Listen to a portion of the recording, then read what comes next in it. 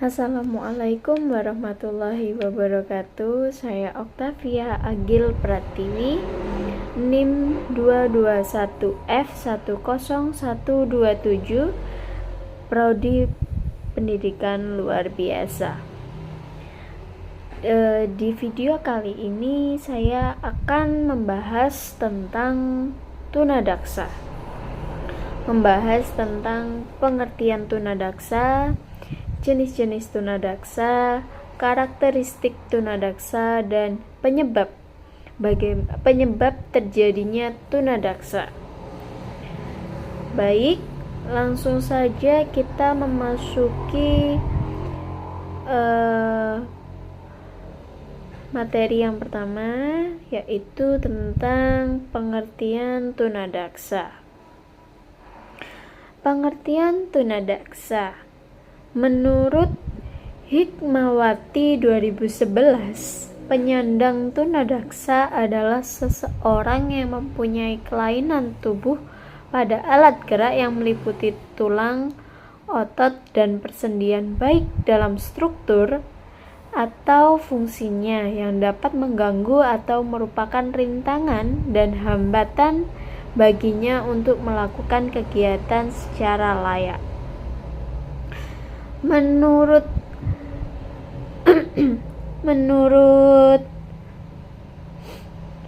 Sumantri 2006, tunadaksa adalah suatu keadaan rusak atau terganggu sebagai akibat gangguan bentuk atau hambatan pada tulang, otot, dan sendi dalam fungsinya yang normal. Kondisi ini dapat disebabkan oleh penyakit, kecelakaan, atau dapat juga disebabkan oleh pembawaan sejak lahir.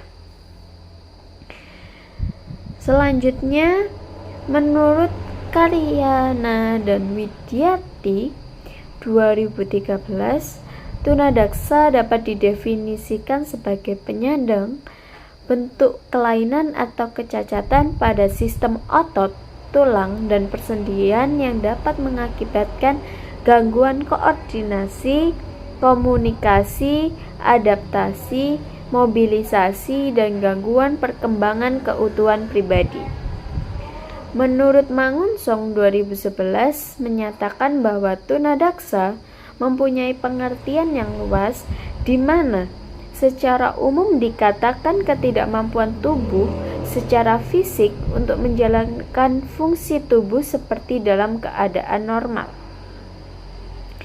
Dalam hal ini, yang termasuk gangguan fisik adalah lahir dengan tunadaksa bawaan seperti anggota tubuh yang tidak lengkap, kehilangan anggota badan karena amputasi, terkena gangguan neuromuskular seperti cerebral palsy, terkena gangguan sensomotorik atau alat penginderaan, dan atau menderita penyakit kronis. Menurut Aziz 2015, secara umum, gambaran seseorang yang diidentifikasi mengalami tunadaksa adalah mereka yang mengalami kelainan atau kecacatan pada sistem otot, tulang, dan persendian karena kecelakaan atau kerusakan otot yang dapat mengakibatkan gangguan gerak, kecerdasan, komunikasi, persepsi, koordinasi, perilaku, dan adaptasi, sehingga mereka memerlukan layanan informasi secara khusus. Baik, dari beberapa pengertian menurut para ahli, dapat disimpulkan bahwa tunadaksa adalah anak yang mengalami kelainan atau cacat yang menetap pada alat gerak, tulang, sendi, otot, sedemikian rupa sehingga memerlukan pelayanan pendidikan khusus. Jika mereka mengalami gangguan gerakan karena keluyuhan pada fungsi saraf otak, mereka disebut cerebral palsy. Baik, selanjutnya yaitu tentang jenis-jenis tunadaksa.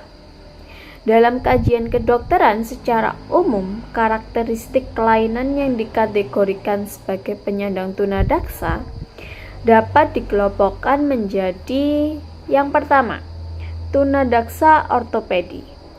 Tunadaksa ortopedi yaitu mereka yang mengalami kelainan, kecacatan, ketunaan tertentu pada bagian tulang, otot tubuh, ataupun daerah persendian, baik yang dibawa sejak lahir maupun yang diperoleh kemudian karena penyakit atau kecelakaan, sehingga mengakibatkan terganggunya fungsi tubuh secara normal.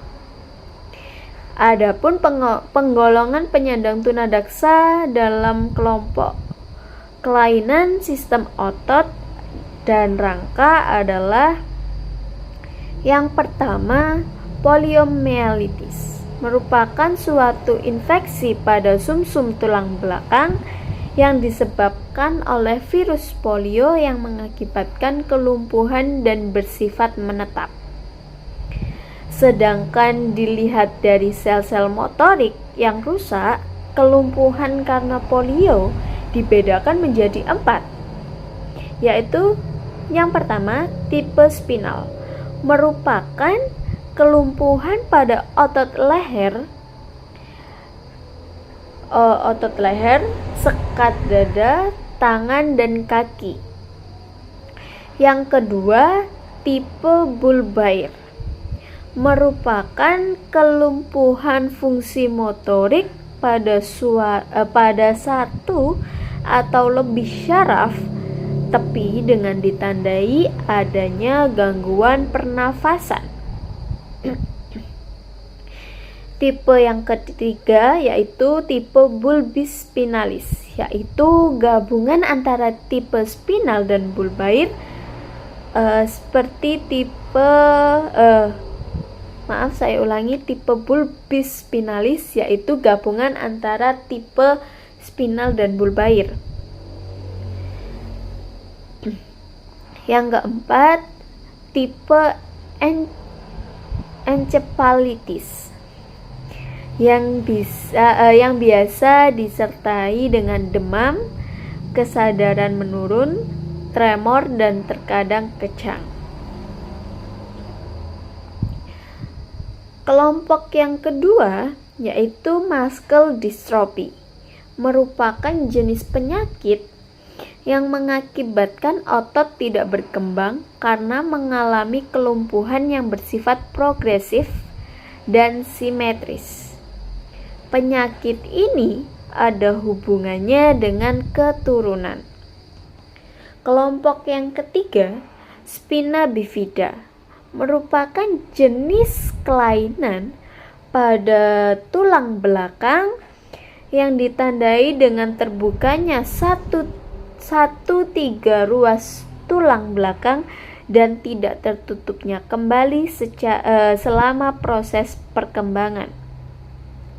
Akibatnya, fungsi jaringan saraf terganggu dan dapat mengakibatkan kelumpuhan.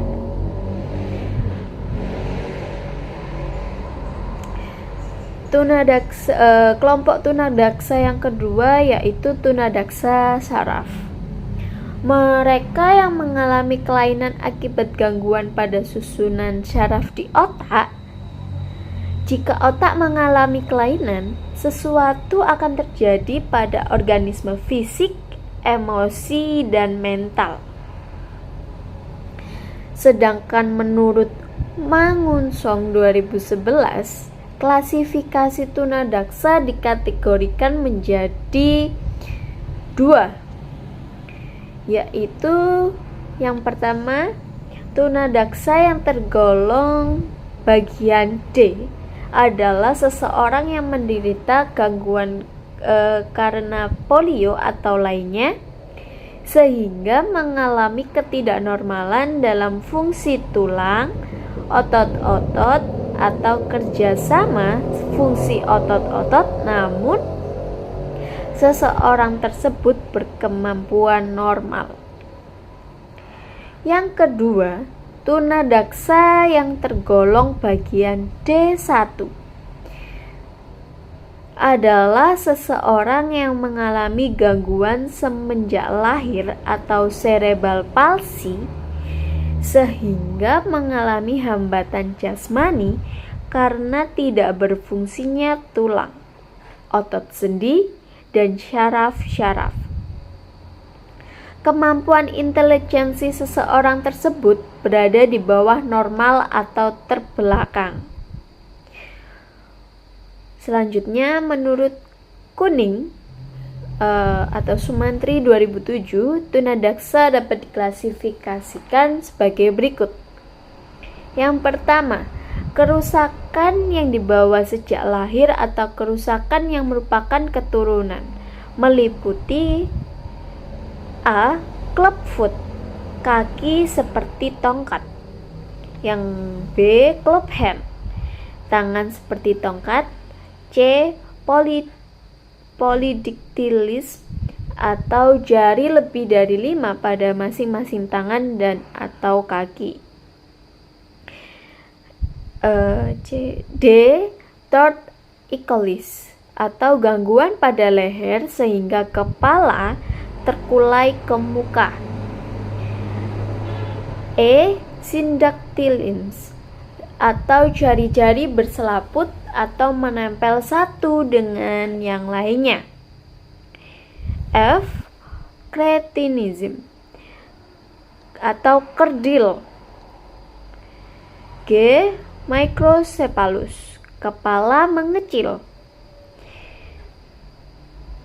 H. Hydrocephalus, kepala membesar karena adanya cairan berlebihan. I. Herelip, atau gangguan pada bibir dan mulut.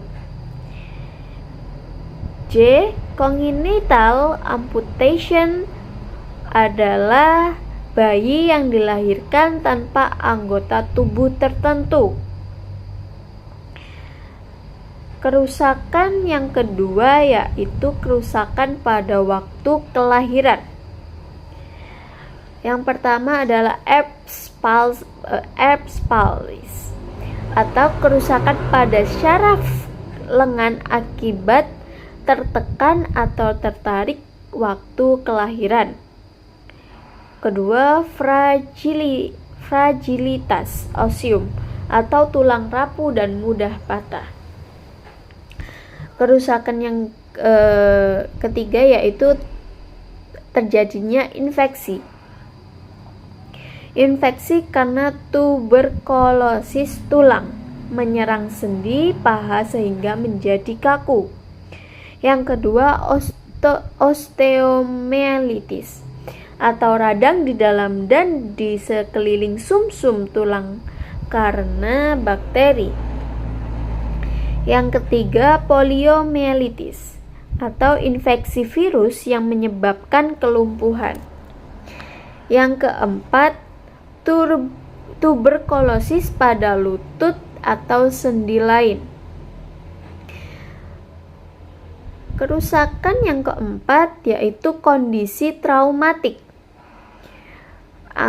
Karena amputasi, anggota tubuh dibuang akibat kecelakaan. Yang kedua, kecelakaan akibat luka bakar. Yang ketiga, akibat patah tulang.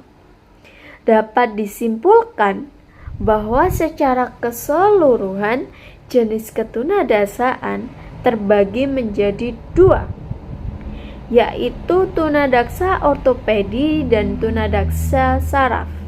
Tunadaksa ortopedi berkaitan dengan tulang, otot maupun rangka yang disebabkan karena faktor penyakit ataupun karena gen bawaan.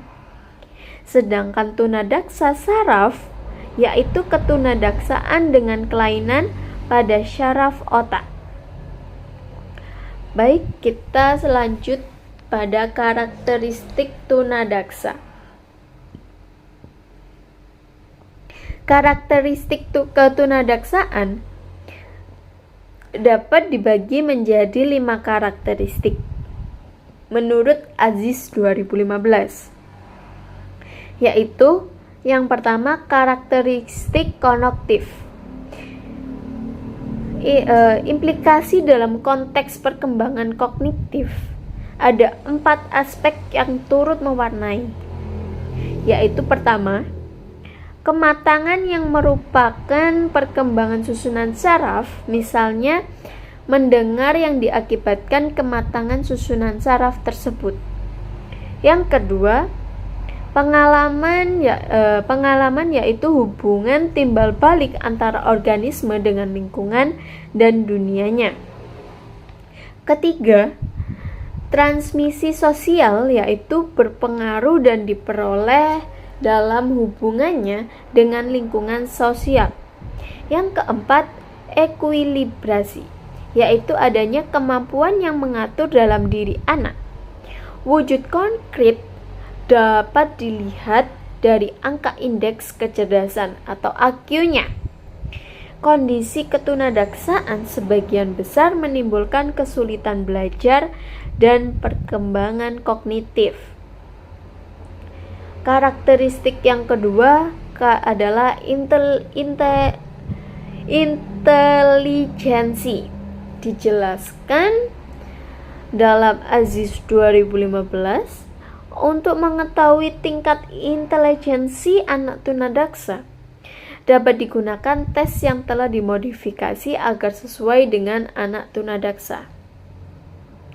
Tes tersebut antara lain Haussermann Test untuk tunadaksa ringan, Illinois Test, dan Peabody Picture Vocabulary Test. Karakteristik yang ketiga yaitu kepribadian.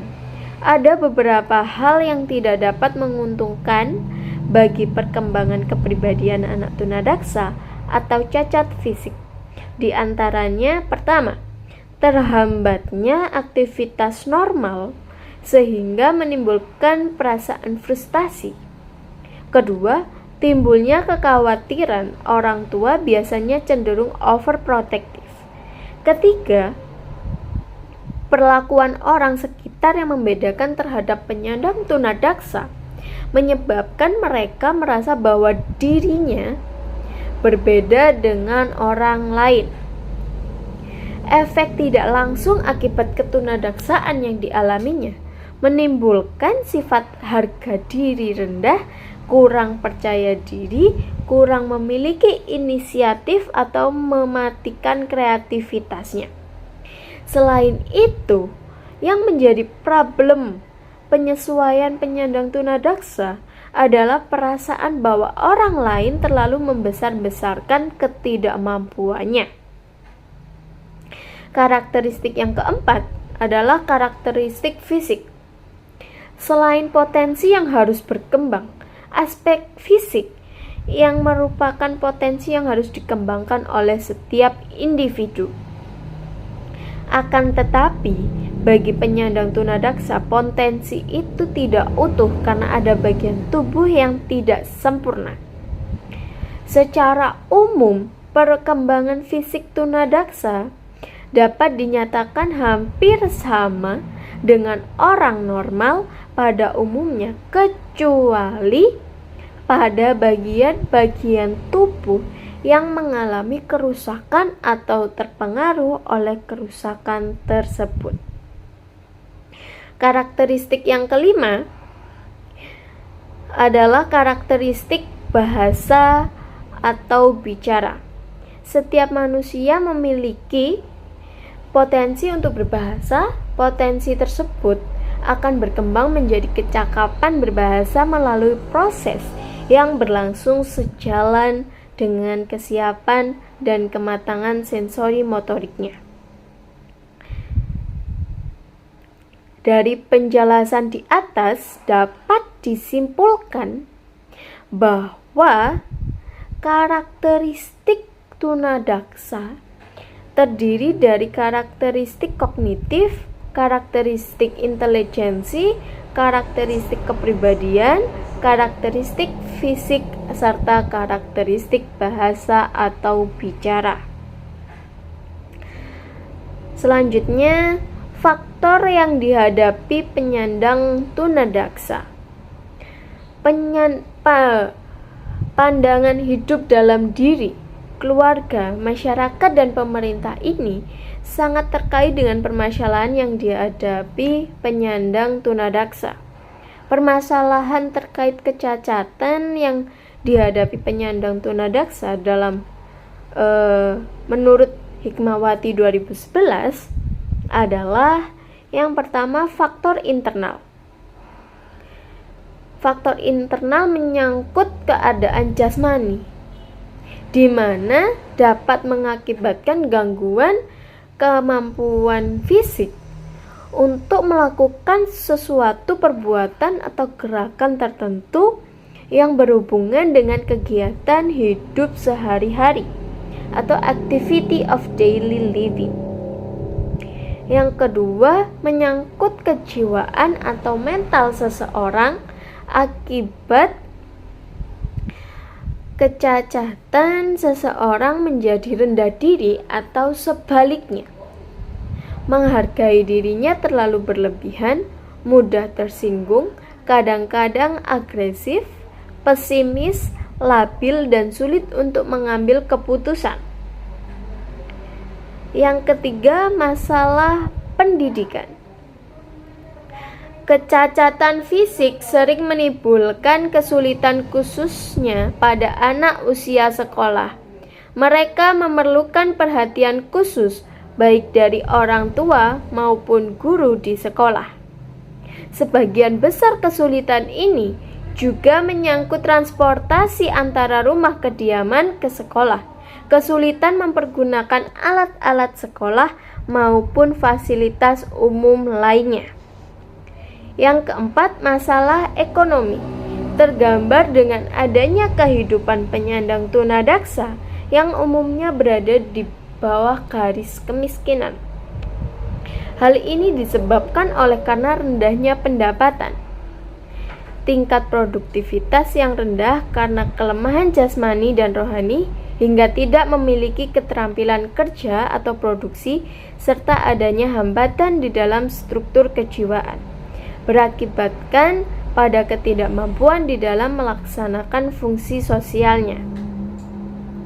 Yang kelima, masalah penampilan peranan sosial berupa ketidakmampuan hubungan antar perorangan, berinteraksi sosial, bermasyarakat, dan berpartisipasi di lingkungannya. Yang kedua, faktor eksternal. Masalah keluarga, yaitu timbul rasa malu akibat salah satu anggota keluarganya adalah penyandang tunadaksa atau cacat fisik. Akibatnya anak menjadi jarang diperhatikan, tidak boleh bergaul dan bermain dengan teman sebayanya, kurang mendapatkan kasih sayang sehingga anak tidak dapat berkembang kemampuan dan kepribadiannya. Kedua, masalah masyarakat. Masyarakat yang memiliki warga penyandang tunadaksa akan turut terganggu kehidupannya. Selama penyandang tunadaksa ini belum mampu berdiri sendiri dan selalu bergantung pada orang lain, masyarakat akan merasa terganggu. Yang ketiga, pelayanan umum. Ketersediaan sarana umum seperti sekolah, rumah sakit, perkantoran, tempat rekreasi, dan lainnya masih sedikit, bahkan jarang sekali yang memiliki aksesibilitas bagi penyandang cacat. Di dalam kehidupan penyandang tunadaksa, tentunya ada faktor-faktor yang mempengaruhi, di antaranya faktor internal dan eksternal. Faktor internal terdiri dari keadaan jasmani dan rohani, status pendidikan, dan status ekonomi, serta tentang keberadaan dirinya di lingkungan masyarakat. faktor eksternal terdiri dari keadaan keluarga yang cenderung overprotective, penerimaan sosial di lingkungan tempat tinggalnya, serta pelayanan umum bagi penyandang tunadaksa. Baik, untuk video kali ini sampai di sini. Apabila ada kurang lebihnya, saya mohon maaf yang sebesar-besarnya. Wassalamualaikum warahmatullahi wabarakatuh.